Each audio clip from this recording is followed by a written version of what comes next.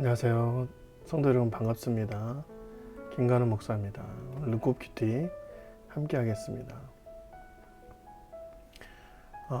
오늘 성경이 요셉의 가족 상봉을 되는 상황을 보여주고 있죠. 근데 신하와 바로들까지도 반겼다. 요셉의 형들이 왔다는 소문이 바로의 궁에 들림에 바로와 그의 신하들이 기뻐하고, 요셉은 그저 혼자만 잘 나가는 인물이 아니었던 것 같아요. 주변 사람과 함께 공감도 하고 그들을 잘 섬겼던 사람인 것 같습니다. 하나님의 말씀이 번위가 되어서 요셉은 하나님의 말씀대로만 살았던 사람인데, 혼자만 잘난 사람들이 꼭 있어요. 하나님의 말씀이 번위가 되어서 자기 혼자만 잘 나가는 인물들이 있어요. 교만한 거지. 특히 사역자나 목회자들이 그런 사람들이 많이 있어요.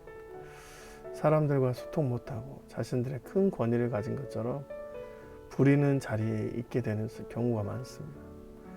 아무리 그 자리가 하나님의 청지기 자리예요, 주님의 은혜가 있는 자리라 할지라도 주변인들에게는 덕스럽지 못하게 되는 것이죠.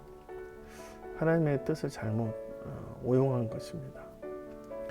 그런 사람들이 가족이 온다고 하면 누가 좋아하겠습니까? 예전에 이제 사역했던 곳에서 목사님과 성도들이 이제 문제가 있었어요.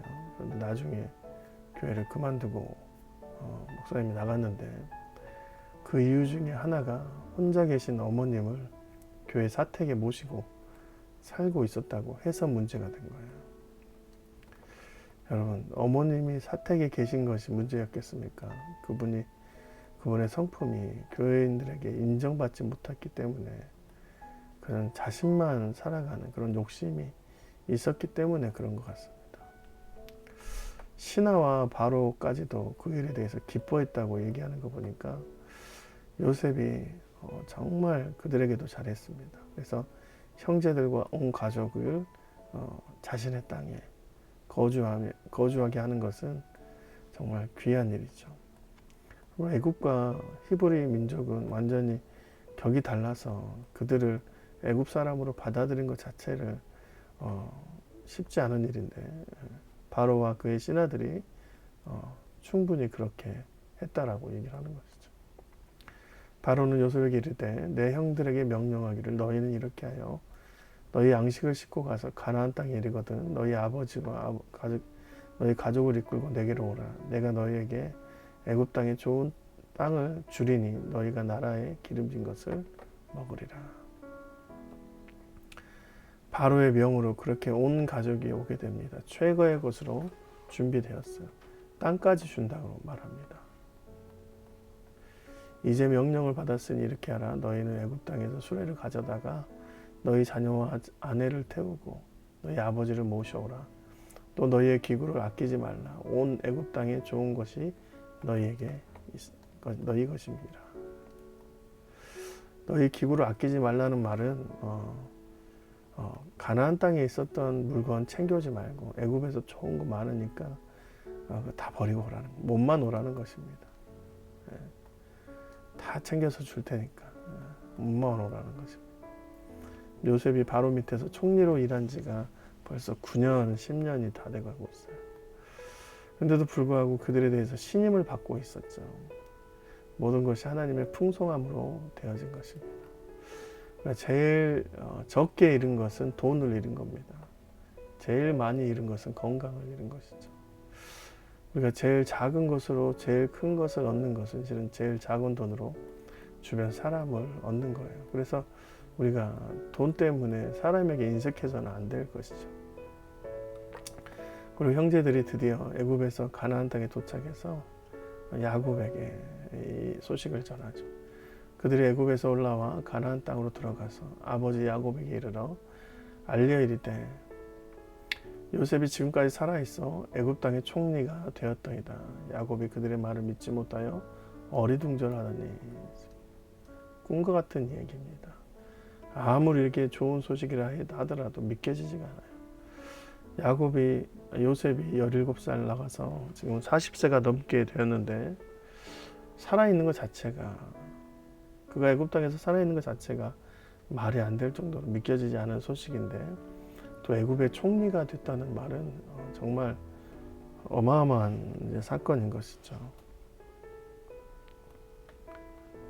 그들이 또 요셉이 자기들에게 부탁한 모든 말로 그에게 말하며, 그들이 아버지 야곱은 요셉이 자기를 태우려고 보낸 수레를 보고서야 기운이 소생한지라. 이스라엘이 이르되 조카도다, 내 아들 요셉이 지금까지 살아있으니 내가 죽기 전에 가서 그를 보리라 하니라. 수레와 수많은 물품들은 그에게 유익이 된 게 아니라 요셉이 살아있다는 증거였어요. 그래서 참말이었다는 거죠. 그래서 야곱은 자신의 아들 요셉을 보는 것만으로도 조카도다 이렇게 말합니다. 요셉이 지금까지 죽지 않고 살아있는 이유가 딱 한 가지 있습니다. 그것은 하나님께서 요셉에게 꿈을 주셨기 때문입니다. 애굽이라는 그 다른 타국에 가서 노예로 팔려갈 때 한 달 버티면, 뭐 1년 버티면, 10년 버티면 잘했을 거라고 생각하지만, 하나님께서는 요셉을 하나님의 인도하심 따라서 바로의 눈앞에까지 데리고 가신 것이죠. 마치 모세가 갈대상자에 쌓여서 바로의 딸 공주에게 이끌린 것처럼 하나님께서는 요셉을 하나님의 손에 쥐고 있었습니다. 우리도 마찬가지죠. 우리가 살 길은 하나님의 언약의 말씀 위에 있는 것입니다. 그 말씀 위에 우리가 놓이게 되면 하나님의 말씀이 우리 인생을 견인하고, 우리가 정말 하나님께서 꿈을 이루어 주실 때까지 살아있는, 우리 자녀가, 우리 가족의 살 길은 오직 하나님의 말씀 위에 서 있는 거예요. 그래서 세상에서는 환난을 당할 수 있지만 결국 그 세상을 이긴 하나님과 승리를 맛볼 것입니다. 오늘도 주님의 손 위에서 살아계시고, 저와 여러분이 하나님을 통해서 세상을 이기고도 남는 인생 되시길 주님의 이름으로 축원드립니다. 고맙습니다.